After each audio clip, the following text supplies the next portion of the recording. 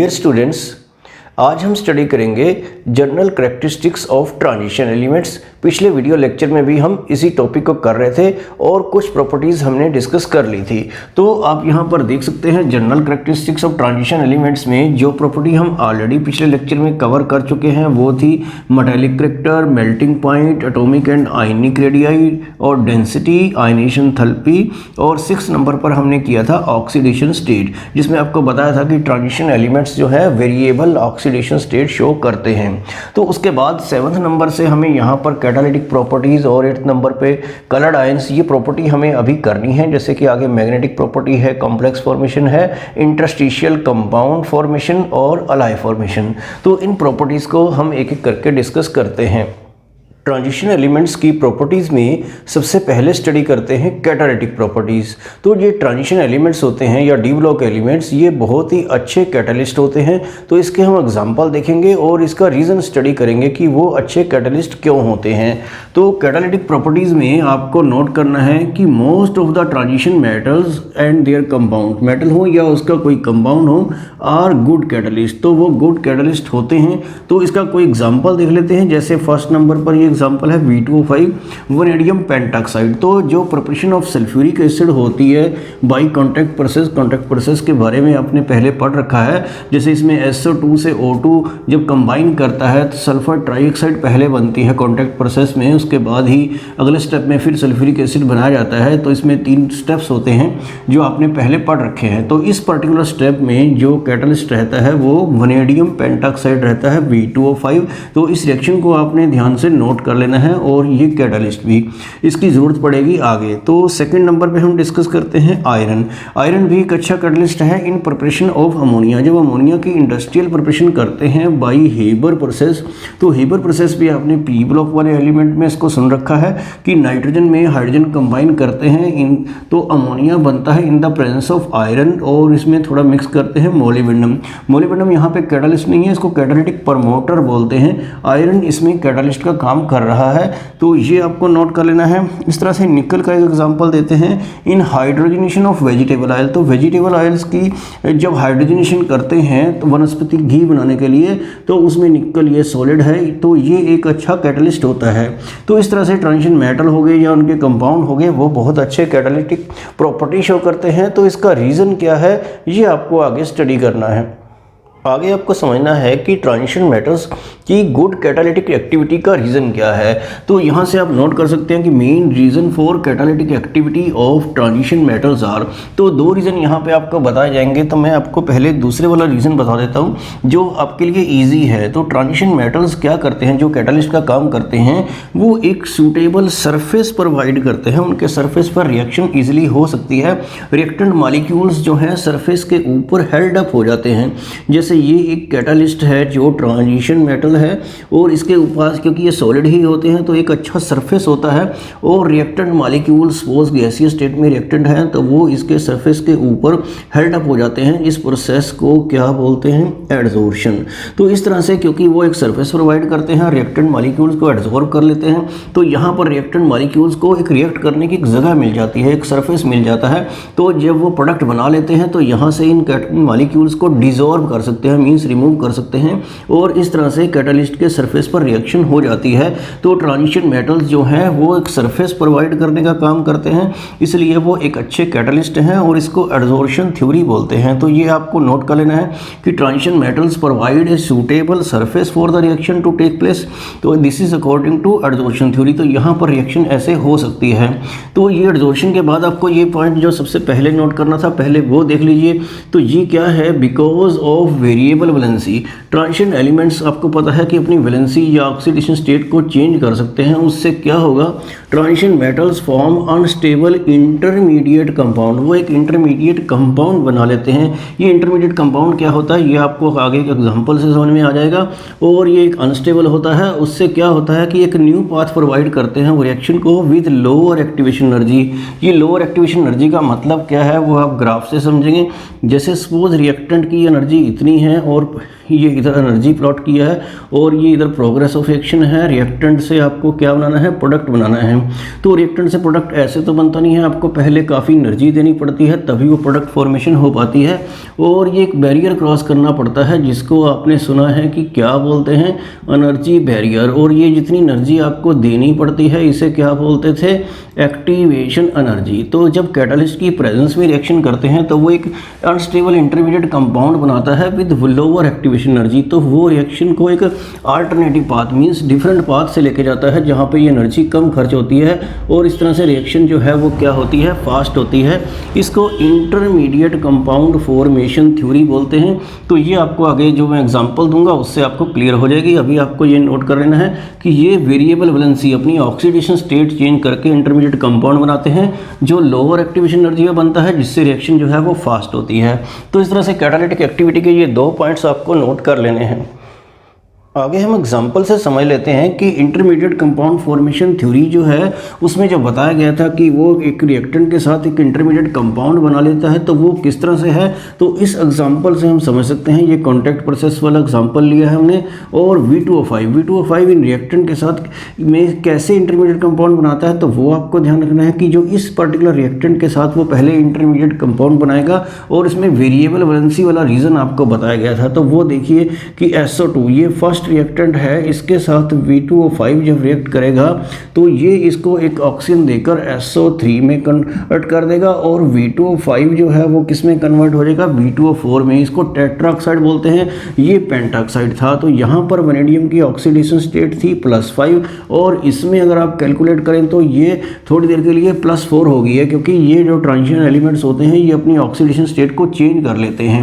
और उसके बाद क्या होगा, दूसरे रिएक्टेंट के साथ ये रिएक्ट कर जाएगा V2O4 किसके साथ रिएक्ट करेगा, इस ऑक्सीजन के साथ। और मैं इसको हाफ कर देता हूँ और ये दोबारा से V2O5 बन जाएगा, मींस कि वो +4 से दोबारा क्या हो जाएगी, ऑक्सीडेशन स्टेट +5। तो क्योंकि ये इंटरमीडिएट कंपाउंड बनाते हैं और ऑक्सीडेशन स्टेट चेंज कर सकते हैं इसलिए इंटरमीडिएट कंपाउंड बनाना इजीली पॉसिबल हो पाता है। तो इसमें हुआ क्या है रिएक्शन में कि ये दोनों रिएक्टेंट सपोज आपस में इजीली कंबाइन नहीं करते हैं तो पहले ये अपनी ऑक्सीजन इसको दे देगा और बाद में इससे लेकर ये दोबारा से V2O5 बना देगा। तो ये बुक्स में यहाँ पर जैसे हाफ नहीं लिखा होता है तो इसको हम 2 से मल्टीप्लाई कर देते हैं। तो हाफ को 2 से करेंगे तो 1 आ जाएगा। तो इस तरह से ये इसका एक मैकेनिज्म दे सकते हैं। तो इसमें एक क्वेश्चन भी आता है कि how V2O5 act as a good catalyst in contact process. तो आप ये बता सकते हैं कि ऐसे करता है वो इंटरमीडिएट कंपाउंड बना सकता है। और अगर ऐसे क्वेश्चन आए कि V2O5 क्यों करता है गुड कैटलिस्ट, तो आपको वो जो वेरिएबल वैलेंसी वाला बात बताई थी कि और इंटरमीडिएट कंपाउंड फॉर्मेशन जो रीजन पहले लिखा था फर्स्ट पॉइंट में वो आपको नोट करना है। तो इस तरह से ये कैटालिटिक प्रॉपर्टी जो है आपको अच्छे से समझ में आ गई होगी। नेक्स्ट प्रॉपर्टी है कलर्ड आयन। तो ट्रांजिशन मेटल आयंस आप देखते हैं कि ज़्यादातर कलर्ड ही होते हैं, कुछ नहीं भी होते तो उनके बारे में हम अलग से डिस्कस करेंगे।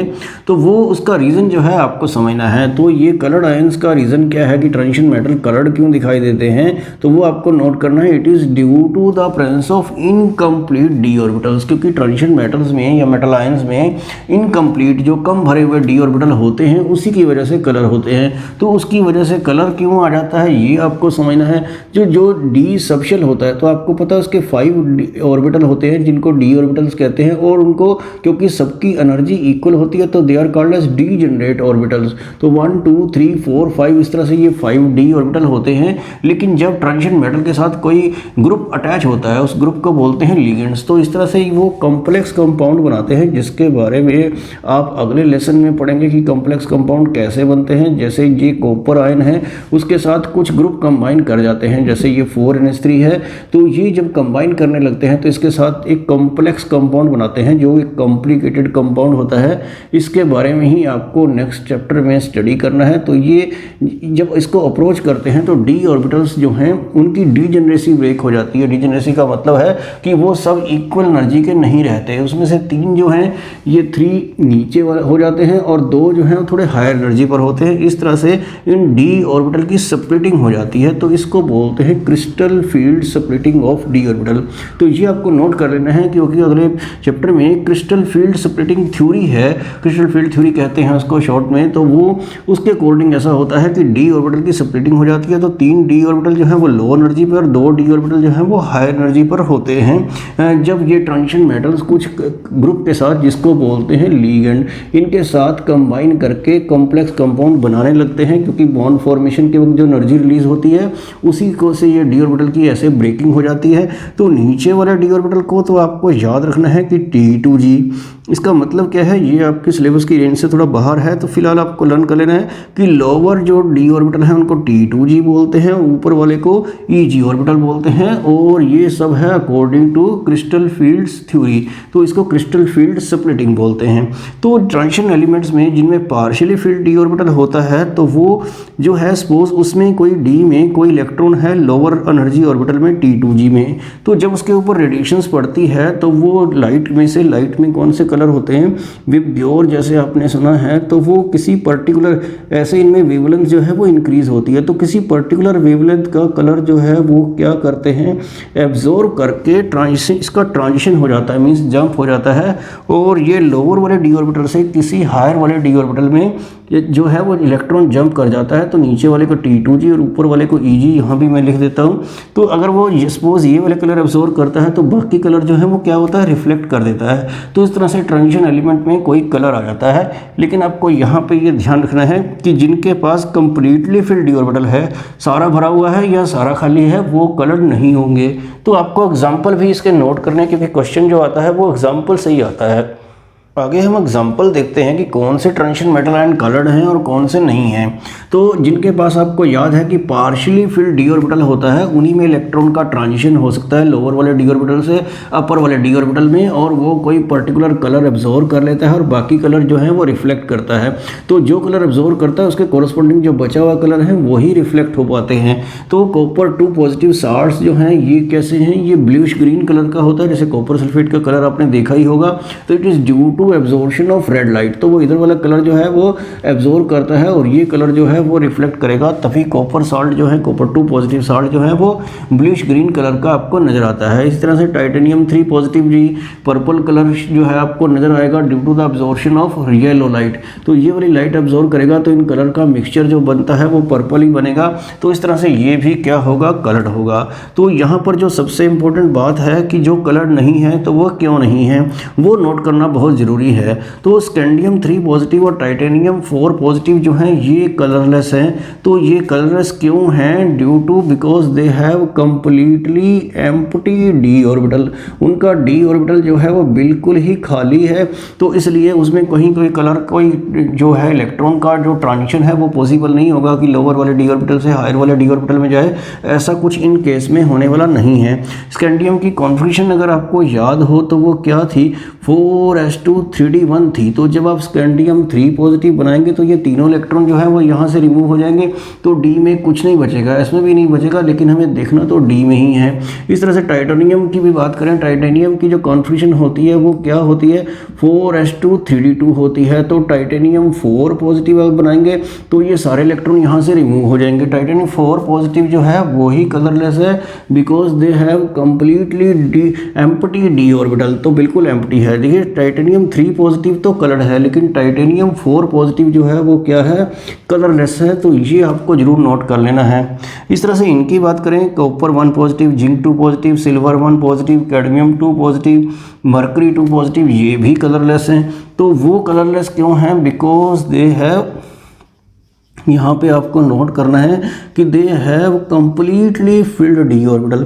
उनका जो डी ऑर्बिटल है वो पूरा भरा हुआ है। तो जब सारे डी ऑर्बिटल पूरे पूरे भरे होंगे, जैसे 2 ऊपर होते हैं 3 नीचे हैं, तो सब में जो है इलेक्ट्रॉन जो है 1 2 3 4 5 6 7 8 9 10, अगर 10 इलेक्ट्रॉन है तो कहीं से कोई इलेक्ट्रॉन नीचे से ऊपर जंप करने का कोई चांस ही नहीं है, तो उसमें कोई कलर आपको नहीं दिखाई देगा। तो यहाँ पे एक बड़ा इंपॉर्टेंट क्वेश्चन आता है कि copper 2 positive is colour coloured but copper 1 positive is colourless. तो आपको कॉन्फ़िगरेशन बना के दिखाना है कि इसकी जब कॉन्फ़िगरेशन बनाते हैं, मैं बना के दिखा देता हूँ, वो क्या होती है 4s1 3d10 होता है। तो जब आप कॉपर 1 पॉजिटिव बनाएंगे तो ये इलेक्ट्रॉन निकलेगा और डी में जो है वो पूरा का पूरा भरा रहेगा। तो इसमें क्या है कि डी ऑर्बिटल कंप्लीटली फिल्ड है लेकिन इसमें पार्शियली फिल्ड है। तो ये मेन रीज़न है कि कॉपर 2 पॉजिटिव कलर्ड होगा और ये कलरलेस होगा। तो इसके एग्जाम्पल जो हैं आपको नोट कर लेने हैं, क्योंकि क्वेश्चन जो आते हैं वो एग्जाम्पल से ही आते हैं। तो इस तरह से ये कलर्ड आयन की प्रॉपर्टी आपको ठीक से समझ में आ गई होगी। नेक्स्ट प्रॉपर्टी है मैग्नेटिक प्रॉपर्टीज़। तो ट्रांजिशन मेटल जो हैं मैग्नेटिक प्रॉपर्टी शो करते हैं, मींस कि मैग्नेटिक फील्ड में वो अट्रैक्ट होते हैं। तो इसका रीज़न भी है due to the presence of unpaired electron. तो क्योंकि उनके पास पार्शियली फील्ड डी ऑर्बिटल होते हैं, उसमें से कुछ अनपेयर्ड इलेक्ट्रॉन होंगे ही, तो वो ही मैग्नेटिक फील्ड में अट्रैक्ट होते हैं। तो यहाँ पर कुछ टर्म्स जो हैं वो आपको नोट कर लेने की, जैसे डायमैग्नेटिक क्या होता है। अगर किसी की कॉन्फ़िगरेशन बनानी आपको आनी ही चाहिए और एटॉमिक नंबर आपको एटलीस्ट वो 21 से 30 तक जो है आपको लर्न कर लेने हैं।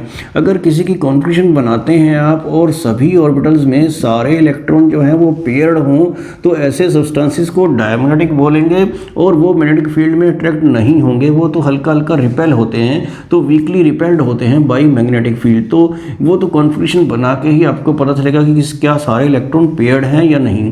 तो लेकिन कुछ ज़्यादातर केसेस में आपको देखते हैं कि कुछ अनपेयर्ड इलेक्ट्रॉन भी होते हैं, खासतौर से डी ऑर्बिटल में। तो अनपेयर्ड इलेक्ट्रॉन जिसके पास होंगे वो क्या कहलाएंगे, पैरामैग्नेटिक। और ये मैग्नेटिक फील्ड में क्या होंगे, अट्रैक्ट होंगे। ये भी आपको नोट करना है। और ये वीकली रिपेल होते हैं, अट्रैक्ट नहीं होते हैं। तो ये बात आपको नोट करनी है। और ये जो नेक्स्ट टर्म आपको यहाँ पे लिखी हुई दिखाई दे रही है, ये है फेरोमैग्नेटिक। तो फेरोमैग्नेटिक में क्या होता है, जिसमें large number of unpaired electron हों, काफ़ी ज़्यादा हों, जैसे आयरन, कोबाल्ट, निकल में होता है। तो large number of unpaired electron हों तो ऐसे सब्सटेंसेस को परमानेंटली आप मैग्नेटाइज भी कर सकते हैं। तो ये इनको हम फेरोमैग्नेटिक बोलते हैं। तो जिसमें पैरामैग्नेटिक करैक्टर ज़्यादा है उसी को फेरोमैग्नेटिक बोलते हैं। तो ये आपको नोट कर लेना है ट्रांजिशन एलिमेंट्स में। तो किसका बिहेवियर कैसा होगा ये पता चलेगा हमें उसकी कॉन्फ़िगरेशन बनाकर। तो अब देखते हैं कि जो मैग्नेटिक करैक्टर है वो लेफ्ट टू राइट क्या होता है, इंक्रीज होता है या डिक्रीज होता है। तो लेफ्ट टू राइट अगर 3D सीरीज़ की बात करें तो वो 3D सीरीज़ में जो फर्स्ट एलिमेंट आपको पता है कि स्कैंडियम है और उसके पास डी में 1 इलेक्ट्रॉन है। तो एक अनपेयर्ड इलेक्ट्रॉन है तो थोड़ा सा उसका पैरामैग्नेटिक करैक्टर तो होगा ही। तो यहाँ पे आपको नोट करना है कि जो डी में 5 ऑर्बिटल होते हैं, 1 2 3 4 5। तो पहले एलिमेंट के पास 1 इलेक्ट्रॉन होगा, दूसरे के पास 2 होंगे, फिर 3 होंगे, फिर 4 होंगे, फिर 5 होंगे। तो इस तरह से जब आप लेफ्ट टू राइट मूव करोगे तो number of unpaired electron increase होते जाएंगे। तो मैग्नेटिक करैक्टर भी क्या होता जाएगा, इंक्रीज हो जाएगा। तो मैग्नेटिक करैक्टर 5 के बाद क्या होगा, जब डी में 5 आ जाएंगे, 5 के बाद डी में क्या आएंगे, नेक्स्ट एलिमेंट में 6 आएंगे। तो वो 6th इलेक्ट्रॉन आएगा कहाँ, यहाँ आएगा। तो यहाँ से क्या होगा, नंबर ऑफ अनपेयर्ड इलेक्ट्रॉन कम हो जाएंगे। तो मैग्नेटिक करैक्टर फिर मिडल में आने के बाद फर्दर क्या होना शुरू हो जाता है, डिक्रीज हो जाता है, क्योंकि आगे इलेक्ट्रॉन में पेयरिंग होती जाएगी तो नंबर ऑफ अनपेयर्ड इलेक्ट्रॉन जो है वो कम होते जाएंगे। तो वेरिएशन में आपको क्या लिखना है कि 3D सीरीज़ में या कोई भी डी ब्लॉक की कोई भी सीरीज़ आप लें, मैग्नेटिक करैक्टर जो है वो लेफ्ट टू राइट होता है, इंक्रीज, मिडल में होता है मैक्सिमम, और उसके बाद होता है decrease due to the pairing in d orbitals. तो डी ऑर्बिटल में पेयरिंग हो जाती है, नंबर ऑफ अनपेयर्ड इलेक्ट्रॉन कम हो जाते हैं, इसलिए वो ऐसा डिक्रीज होता है। तो मैग्नेटिक करैक्टर को हम कैसे एक्सप्रेस करते हैं ये हम आगे देखते हैं। आगे आपको नोट करना है कि जो ट्रांजिशन मेटल्स का जो मैग्नेटिक करैक्टर है that is expressed in terms of magnetic moment. तो मैग्नेटिक मोमेंट एक टर्म है जो फिजिक्स में आप इसकी डेफिनेशन पढ़ेंगे और उसका जो यूनिट है उसको बोलते हैं बोहर मैग्नेटॉन। और ये फार्मूला भी आप फिजिक्स में देख सकते हैं, 1 Bohr magneton is equal to EH/4 pi mc है। H आपको याद होगा कि प्लैंक्स कांस्टेंट है, E चार्ज ऑन इलेक्ट्रॉन होता है, M मास ऑफ इलेक्ट्रॉन है और C जो है यहाँ पर क्या है, वेलोसिटी ऑफ लाइट है। हालांकि ये फार्मूला लर्न करने की जरूरत नहीं पड़ती है केमिस्ट्री में, लेकिन मैग्नेटिक मोमेंट कैलकुलेट करने की जरूरत पड़ती है, जो किससे रिलेटेड होती है, नंबर ऑफ अनपेयर्ड इलेक्ट्रॉन से। तो अनपेयर्ड इलेक्ट्रॉन जो है आपको पता होना चाहिए कि किस मेटल आयन में कितने आ रहे हैं, उसी से आप मैग्नेटिक मोमेंट कैलकुलेट कर पाएंगे। तो कैलकुलेट कैसे करते हैं मैग्नेटिक मोमेंट को, मैग्नेटिक मोमेंट जो है आपको याद रखना है कि म्यू से रिप्रेजेंट करते हैं, इसको इफेक्टिव मैग्नेटिक मोमेंट बोलते हैं। तो ये इफेक्टिव का मतलब कितना उसका इफेक्ट आ रहा है, तो इफेक्टिव मैग्नेटिक मोमेंट को ऐसे लिख लेते हैं म्यू इफेक्टिव से, या आप सिंपली मैग्नेटिक मोमेंट लिखें म्यू से तो वो ऐसे होती है n इंटू n+2। ये फार्मूला जरूर आपको लर्न कर लेना है, स्क्वायर रूट इतने बोहर मैग्नेटॉन होगी। तो इस तरह से आपको इस फार्मूले से n क्या है, यहाँ पर नंबर ऑफ अनपेयर्ड इलेक्ट्रॉन ही है, तो वो अनपेयर्ड इलेक्ट्रॉन देखकर आप मैग्नेटिक मोमेंट जो है वो कैलकुलेट इजीली कर पाएंगे। मैं आपको करके दिखा देता हूँ। सपोज आपको ये क्वेश्चन आता है कि निकल 2 पॉजिटिव में मैग्नेटिक मोमेंट कैलकुलेट कर दीजिए, तो आप क्या करेंगे, निकल की कॉन्फ़िगरेशन बनाएंगे। सबसे पहले तो निकल की क्या है 4s2 3d8, उसका एटॉमिक नंबर जो है आपको लर्न होगा कि वो 28 होता है, 4s2 तक 20 हो जाते हैं, बाकी डी में डाल दीजिए। तो इस तरह से निकल 2 पॉजिटिव चाहिए आपको। निकल 2 पॉजिटिव जो है वो क्या होगा, 4s में 0 हो जाएगा, मगर 3d में तो 8 ही रहेंगे।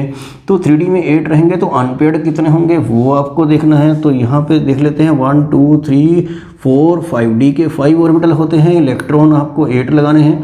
ये यहाँ पर 8 लिखा है, 1 2 3 4 5 6 7 8। तो यहाँ पर आप देख रहे हैं कि अनपेयर्ड इलेक्ट्रॉन जो हैं इस केस में कितने हैं, 2 हैं। तो यहाँ पर 2 पुट कर दीजिए। तो ये मैं 2 पुट कर देता हूँ तो मैग्नेटिक मोमेंट कितनी आ जाएगी, तो यहाँ पर क्या है 2 इंटू 2 प्लस 2।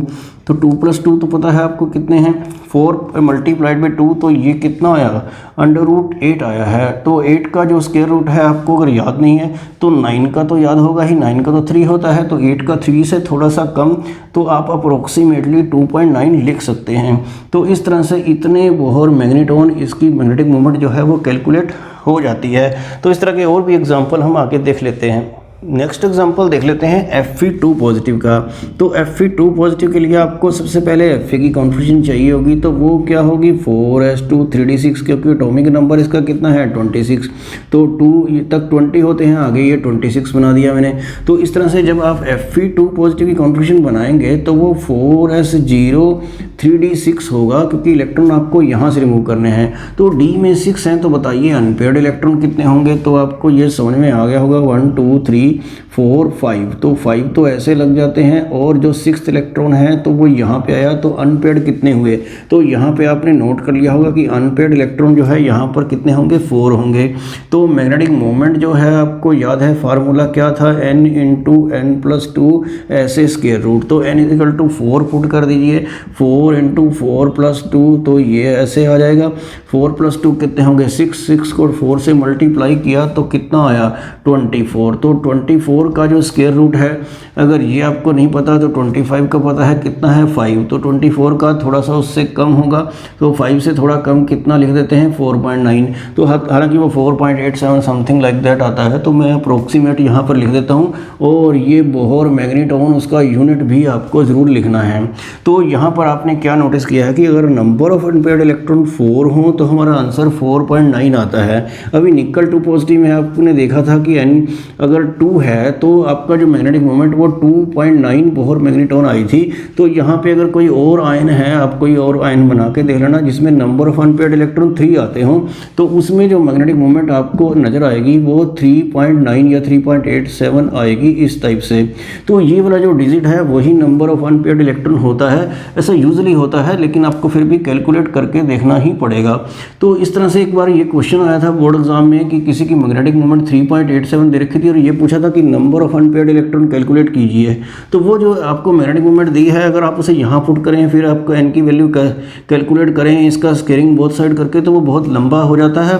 आप शॉर्टकट में ऐसे लर्न कर लें बस कि 4.9 आंसर उस केस में आएगा जहाँ नंबर ऑफ अनपेयर्ड इलेक्ट्रॉन 4 होंगे, 3.9 उस केस में आएगा जहाँ पे अनपेयर्ड इलेक्ट्रॉन 3 होंगे, और 2.9 आप समझ गए कि ये 2 अनपेयर्ड इलेक्ट्रॉन्स में होने वाले हैं। तो इस तरह से मैग्नेटिक मोमेंट जो है वो कैलकुलेट करना ये आपको आ जाना चाहिए। और कई बार क्वेश्चन पूछते हैं कि ये कोई ऐसा एग्जांपल दीजिए जिसमें मैग्नेटिक मोमेंट 0 हो, तो वो 0 किस केस में होगा, जिसमें डी में कोई इलेक्ट्रॉन नहीं होगा। तो स्कैंडियम 3 पॉजिटिव भी हो सकता है, जिंक 2 पॉजिटिव भी हो सकता है। तो स्कैंडियम की कॉन्फ़िगरेशन आपने देखी थी 4s2 3d1 थी, तो 3 पॉजिटिव में कोई भी इलेक्ट्रॉन नहीं होगा डी में, तो फिर उसकी मैग्नेटिक मोमेंट 0 ही आ जाएगी। और जिंक की बात करते हैं जिंक की कॉन्फिगरेशन क्या होती है 4s2 3d10। अगर जिंक 2 पॉजिटिव बनाएंगे तो यहाँ पर इलेक्ट्रॉन नहीं होगा, तो डी में सारे इलेक्ट्रॉन पेयर्ड हैं, तो कोई भी अनपेयर्ड इलेक्ट्रॉन इसमें नहीं है। तो देयरफॉर तो आपको नोट कर लेना है scandium 3 positive and zinc 2 positive have 0 net magnetic moment. तो ये एग्जाम्पल जो है वो लर्न करना है। एक कई बार मल्टीपल चॉइस में आता है कि which of the following has maximum magnetic moment, इनमें से सबसे ज़्यादा किसकी है। तो मैं आपको एक अपनी तरफ से एग्जांपल दे देता हूँ Mn2 पॉजिटिव। Mn2 पॉजिटिव अगर ऑप्शन में है तो उसमें अनपेयर्ड इलेक्ट्रॉन जो हैं वो कितने आ जाएंगे 5 आ जाएंगे। आप कॉन्फिगरेशन बना के देख सकते हैं। अगर आप मैग्नीज की बना रहे हैं तो वो कितनी कैसे बनेगी 4s2 3d5। तो मैग्नीज 2 पॉजिटिव के लिए ये इलेक्ट्रॉन आप कम कर देंगे तो डी में क्या होगा 5 इलेक्ट्रॉन। तो जब 5 इलेक्ट्रॉन होंगे तो वो सारे के सारे क्या होंगे अनपेयर्ड ही होंगे 1 2 3 4 5। तो 5 से ज़्यादा अनपेयर्ड तो किसी में आएंगे ही नहीं। तो इसलिए Mn2 पॉजिटिव की आपको नोट कर लेना है कि मैक्सिमम मैग्नेटिक मोमेंट होती है। तो इस तरह से मैग्नेटिक कैरेक्टर और मैग्नेटिक मोमेंट कैलकुलेट करना ये आपको लर्न करना है। नेक्स्ट प्रॉपर्टी है कॉम्प्लेक्स फॉर्मेशन। तो ट्रांजिशन मेटल्स जो हैं वो कॉम्प्लेक्स कंपाउंड बनाते हैं, जिसका एग्जांपल मैंने अभी आपको बताया था कि जैसे कॉपर 2 पॉजिटिव जो है ये अमोनिया कोई ऐसा ग्रुप जिसके पास क्या हो लोन पेयर ऑफ इलेक्ट्रॉन हो, तो उसके साथ ये कंबाइन करके इस तरह का जो कंपाउंड बनाते हैं इसको हम कॉम्प्लेक्स कंपाउंड बोलते हैं। ये थोड़ा कॉम्प्लिकेटेड है, लोन पेयर ऑफ इलेक्ट्रॉन देने से एक कोऑर्डिनेट बॉन्ड इसमें बनता है। तो ये ऐसा क्यों करते हैं कॉम्प्लेक्स कंपाउंड। कॉम्प्लेक्स कंपाउंड की ज़्यादा इन्फॉर्मेशन आपको अगले चैप्टर में मिलेगी, उसमें ये सारा स्टडी जो है वो कॉम्प्लेक्स कंपाउंड्स की ही है। तो ये ट्रांजिशन मेटल ही कॉम्प्लेक्स कंपाउंड बनाते हैं, कोई और नहीं। तो ये ही क्यों बनाते हैं, इनमें क्या खास बात है, तो इसका रीज़न जो है वो आपको नोट करना है।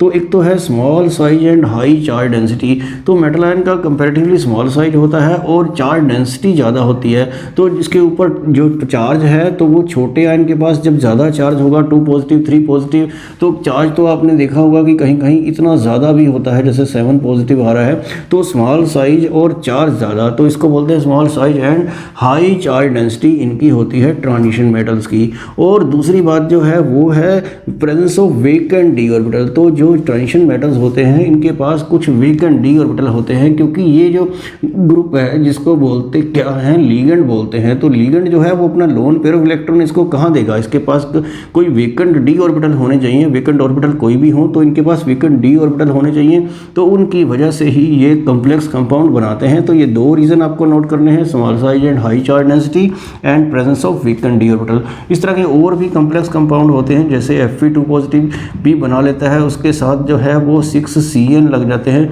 ये साइनाइड आयन हैं, तो ये इसके ऊपर क्या होगा FeCN6 ऐसे लग जाएंगे, और ऊपर जो है ये 4 नेगेटिव इन चार्जेस का सम है 2 पॉजिटिव और 6 नेगेटिव, तो ये 4 नेगेटिव आ जाता है। जितने ये ग्रुप लगते हैं उतना उस मेटल का क्या होता है कोऑर्डिनेशन नंबर होता है। जैसे कॉपर का कोऑर्डिनेशन नंबर 4 है और आयरन का 6 है। तो ये भी एक कॉम्प्लेक्स कंपाउंड का, ये कॉम्प्लेक्स आयन कह सकते हैं इसको, क्योंकि इसके ऊपर कोई चार्ज है। तो ये कॉम्प्लेक्स आयन कॉम्प्लेक्स कंपाउंड बनाते हैं ट्रांजिशन मेटल, इन 2 रीज़न की वजह से। ये आपको नोट कर लेना है। नेक्स्ट प्रॉपर्टी है इंटरस्टिशियल कंपाउंड। तो ये जो ट्रांजिशन मेटल होते हैं बहुत सारे इंटरस्टिशियल कंपाउंड भी बनाते हैं। तो यहाँ पे लिखा है ट्रांजिशन मेटल्स फॉर्म में large number of interstitial compound. तो ये होते क्या हैं, जो ये मेटल एटम का क्रिस्टल होता है, जैसे कि क्रिस्टल लैटिस जिसको बोलते हैं, तो इसका स्ट्रक्चर कुछ इस तरह से होता है कि यहाँ बीच में कुछ एम्प्टी स्पेस आ जाता है। एम्प्टी स्पेस को आपको पता है कि इंटरस्टिशियल साइट्स बोलते हैं। साइट मीन्स जगह, या उसको वॉइड भी कहते हैं, ये भी आपने सुन रखा है। तो उस वॉइड में, उस खाली जगह में कोई स्मॉल एटम जो है वो क्या हो जाता है ट्रैप हो जाता है। स्मॉल एटम जैसे बोरोन, कार्बन, हाइड्रोजन, नाइट्रोजन वगैरह, तो बीच में ट्रैप हो जाता है। ट्रैप हो जाता का मतलब बीच में फंस जाता है, तो वो यहाँ पर आ जाता है इस टाइप से। इस तरह से उनके साथ वो बॉन्ड भी बना लेता है, और ये मेटल जो है इस तरह से हार्ड हो जाते हैं, क्योंकि उनका जो वेकेंट स्पेस है वो बीच में फिल अप हो जाता है। तो यहाँ पे क्योंकि इनके बीच में वेकेंट स्पेस होता है और कोई स्मॉल एटम ट्रैप हो सकता है, इसलिए ये लार्ज नंबर ऑफ कंपाउंड्स बनाते हैं। ये आपको नोट कर लेना है। और इस तरह के इंटरस्टिशियल कंपाउंड्स की कैसी प्रॉपर्टीज होती हैं ये भी आपको नोट करना है। These are hard and rigid. तो ये हार्ड होते हैं, रिजिड होते हैं, मजबूती इनमें ज़्यादा होती है क्योंकि स्पेस फिल अप हो चुका होता है, और इसलिए they have high higher melting point, उनका मेल्टिंग पॉइंट भी हार्डनेस की वजह से थोड़ा ज़्यादा ही रहता है, और गुड इलेक्ट्रिकल कंडक्टिविटी भी उनकी अच्छी रहती है। एंड केमिकल इनर्टनेस, तो वो केमिकल से अफेक्ट नहीं होते, वो इनर्ट नेचर के हो जाते हैं क्योंकि उसकी रिएक्टिविटी जो है कम हो जाती है, एटम बीच में ट्रैप होने से स्टेबिलिटी जो है वो बढ़ जाती है। और आपको इसके एग्जाम्पल भी नोट कर लेने हैं, जैसे स्टील है, कास्ट आयरन है।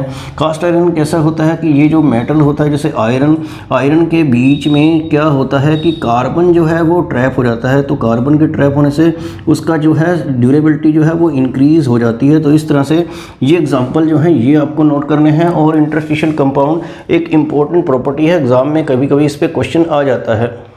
लास्ट प्रॉपर्टी है अलाय फॉर्मेशन।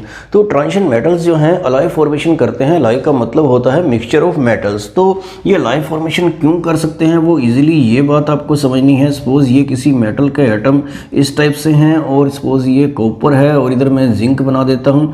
तो इस तरह से आपको ये याद रखना है कि ट्रांजिशन एलिमेंट्स जो डी ब्लॉक एलिमेंट्स होते हैं, इनके एटॉमिक रेडियस जो हैं वो ऑलमोस्ट सिमिलर होते हैं। तो इस तरह से वो एक दूसरे की जगह पे आ सकते हैं जब उनको मेल्ट करके उनका मिक्सचर बनाते हैं। तो जैसे कॉपर के साथ जिंक, जिंक के साथ कॉपर, इस तरह से सब जो है मेटल के एटम जो है वो मिक्स हो सकते हैं। तो मतलब वो एक दूसरे की जगह में आ सकते हैं। तो म्यूचुअली सब्स्टिट्यूट करना जो है वो पॉसिबल होता है। वो सब पॉसिबल क्यों है? सिमिलर एटॉमिक रेडियाई की वजह से। तो यहाँ पे आपको नोट कर लेना है कि अलाय फॉर्मेशन जो ट्रांजिशन एलिमेंट्स में होती है that take place due to similar atomic radii. एक जैसा रेडियस इनका होने की वजह से, जो डी ब्लॉक एलिमेंट्स में आपने पढ़ रखा है, तो उसकी वजह से क्या होता है, दे म्यूचुअली सब्स्टिट्यूट देयर पोजीशन। वो आपस में एक दूसरे की जगह पे आ जाते हैं कि उनकी फिटिंग फिर भी प्रॉपर रहती है। अगर साइज बड़े छोटे होते तो फिर वो उनका क्रिस्टल लैटिस जो है वो एक परफेक्ट नहीं बन पाता और ड्यूरेबिलिटी जो है वो ना आती। तो इसलिए वो अपनी पोजीशन को सब्स्टिट्यूट कर लेते हैं क्रिस्टल लैटिस में। और ये अलाय फॉर्मेशन इसलिए हम करते हैं कि सपोज आपको दो मेटल को मिक्स करना है, एक मेटल में शाइनिंग है, एक में हार्डनेस है, और आपको शाइनिंग भी चाहिए, हार्डनेस भी चाहिए, थोड़ा थोड़ा दोनों चाहिए, तो दोनों को आप मिक्स कर सकते हैं। तो इस तरह से एक नई चीज़ आपके लिए बन जाएगी। तो इसके एग्जाम्पल भी आपको नोट कर लेने हैं, जैसे ब्रास जो है कॉपर और जिंक का जो है मिक्सचर होता है। इस तरह से ब्रॉन्ज के बारे में आपको पता है, कॉपर, टिन, इस तरह से बहुत सारे अलाय फॉर्मेशन होती है। तो ये रीज़न जो है ये आपको जरूर नोट करना है कि सिमिलर एटॉमिक रेडियाई की वजह से है, वो म्यूचुअली सब्स्टिट्यूट कर सकते हैं। और एग्जाम्पल भी, तो ये सारी प्रॉपर्टीज जो डी ब्लॉक एलिमेंट्स की या ट्रांजिशन एलिमेंट्स की हमने की हैं, ये आपको अच्छे से लर्न कर लेनी है, क्योंकि ज़्यादातर क्वेश्चन जो एग्जाम में आते हैं इन्हीं प्रॉपर्टी से रिलेटेड छोटे छोटे क्वेश्चन बोर्ड में आते हैं। और लास्ट में आपको इलेक्ट्रोड पोटेंशियल की वैल्यू से रिलेटेड कुछ पॉइंट्स जो हैं आपको नोट करने हैं। तो जब आपने आयनाइजेशन एंथैल्पी पढ़ा था तो वहाँ पर इलेक्ट्रोड पोटेंशियल का जिक्र हुआ था। तो जब आप उसको अगर डीप स्टडी करेंगे तो आपको कुछ की पॉइंट्स मिलेंगे जिनके ऊपर क्वेश्चंस आते हैं, तो वो आप यहाँ से नोट कर सकते हैं। जैसे इलेक्ट्रोड पोटेंशियल की वैल्यू जो है Mn2 पॉजिटिव, Mn जो है ये नेगेटिव वैल्यू होती है। तो ये किस बात को इंडिकेट करती है? Due to greater stability of Mn2 positive.